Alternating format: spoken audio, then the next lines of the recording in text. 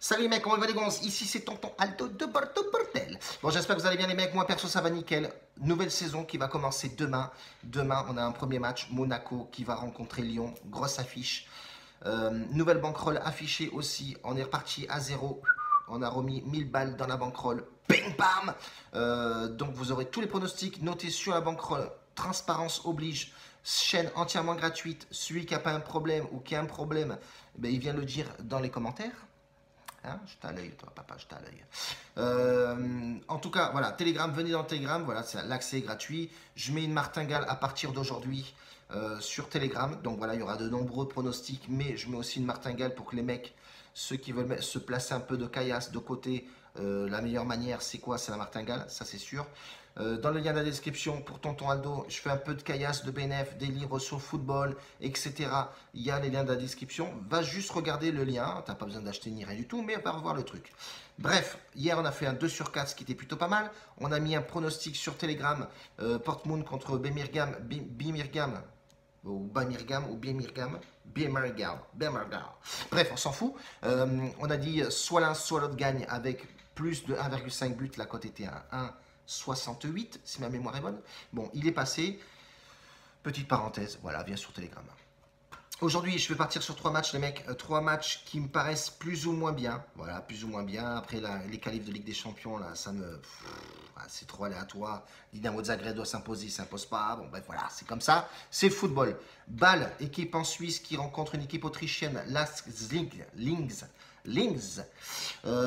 Équipe autrichienne pas dégueulasse, ouais, qui arrive à marquer des buts, qui marque pas mal de buts à l'extérieur aussi, qui a fini l'année dernière derrière les Reds de Salzbourg, qui ont fait aussi un bon parcours côté Europa League, si ma mémoire est bonne, je crois que c'est ça.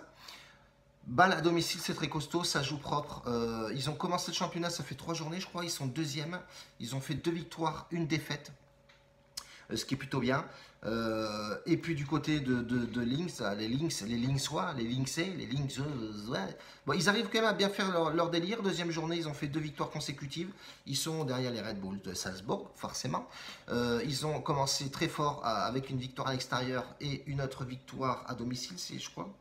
Ouais, 2-0. Ça marque du but à l'extérieur, c'est solide, ça joue bien en ballon. Mais j'ai une petite confiance pour Bâle. Bâle à la maison, c'est costaud aussi, ça joue propre. Ils ont quand même tapé le PSV à domicile. Ils ont tapé aussi pas mal de petites équipes sympatoches. À domicile aussi, ils ont fait une bonne préparation. Pourquoi pas Bâle en sec? Moi, je vais jouer Bâle en sec. La cote est à 1,65. Ça dépend des bookmakers.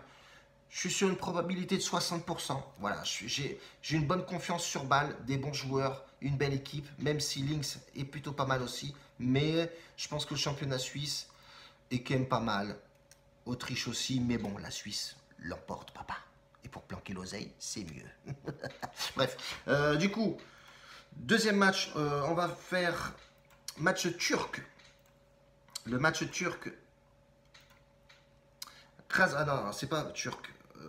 Si, c'est turc. Başakşehir contre Olympiakos. Gros match aussi. Olympiakos a l'habitude de cette compétition. Je crois que c'est la première confrontation de ces deux équipes-là. Le Basak, c'est la première ou la deuxième fois, je ne sais plus, qu'ils font une qualif de Ligue des Champions. Ils ont terminé derrière Galatasaray l'année dernière. Une belle équipe hein, avec un bon Robinho. Je crois qu'il a claqué 12 buts l'année dernière. C'est énorme. Je l'ai beaucoup joué, ce mec-là, l'année dernière. Olympiakos qui a l'habitude de cette compétition, qui est très à l'aise à l'extérieur. Et quand on voit les stats de Başak, c'est pas forcément top à domicile. C'est en dents de scie, c'est pareil. Quand on regarde les stats de Başak à domicile et la préparation qu'ils ont eue, c'est pas forcément le top. Ils ont perdu quelques joueurs, ils en ont récupéré quelques-uns, mais c'est pas, le rodage n'a pas été encore fait.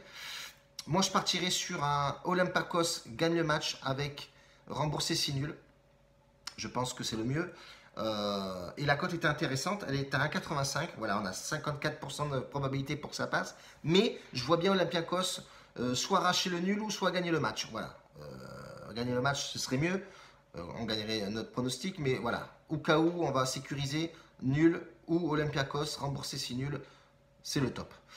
Et le dernier match, je vais partir sur Krasnodar, une équipe russe qui rencontre FC Porto, qui a fini quart de finale l'année dernière. Je crois qu'ils avaient perdu contre le Liverpool 4-1. Grosse compétition, Porto a l'habitude de la jouer. Krasnodar, je crois pas qu'il a l'habitude de la jouer. Je les ai vus très rarement. Mais ils ont fait quelques petites recrues, ouais, comme Rémi Cabella qui est parti là-bas, ouais, prendre un peu d'oseille. Bon, il a bien raison, hein, mais c'est pas dégueulasse quand même parce qu'ils ont commencé le début de championnat qui est plutôt pas mal.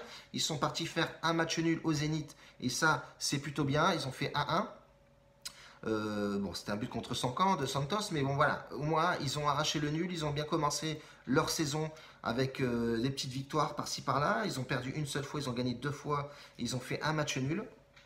Donc c'est plutôt un bilan positif. Ça joue à domicile, c'est plutôt costaud. Quand on regarde les stats, ils ont perdu que 2 matchs, mais bon, c'était 2 matchs amicaux.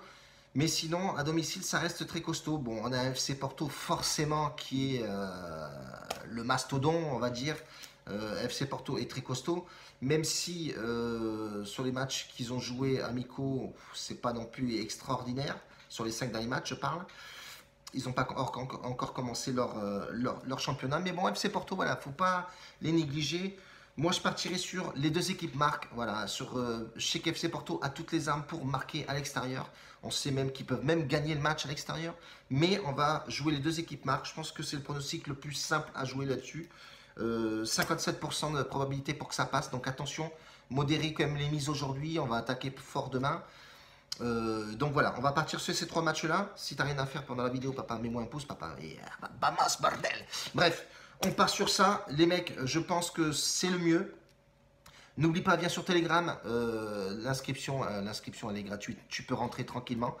Et il y a des mecs administrateurs qui te dirigera où choper la martingale, etc. Ne t'inquiète pas. En tout cas, une grosse bise à tous. Merci pour les nombres de pouces que j'ai vus hier. Ça monte au crescendo. Ici, tu auras du pronostic à gogo. Il n'y a pas de voleurs, il n'y a pas de millionnaires, il n'y a pas de machin. On est tous des mecs normaux et on tape dedans pour gagner. Point barre. Ici, c'est la gagnante. Voilà, c'est tout. Baba. Un bacio a tutti. Ciao.